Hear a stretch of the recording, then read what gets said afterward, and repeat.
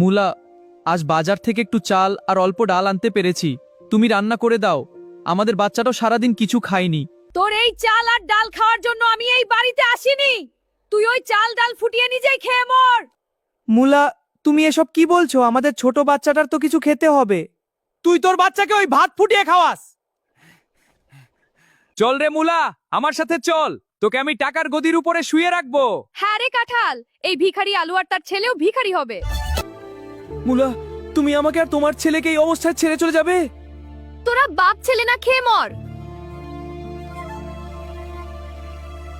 না সোনা, তুই চিন্তা করিস না, আজ থেকে আমি তোর মা, আমি তোর বাবা।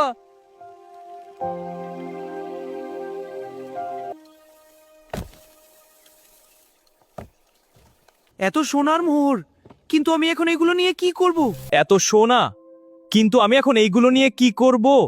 হয়তো এই সোনাই বদলে দিতে চলেছে তাদের জীবন। এরপর আলুর জীবনে কি হতে চলেছে জানতে চাইলে ফলো করো আর কমেন্টে লিখো পার্ট 2।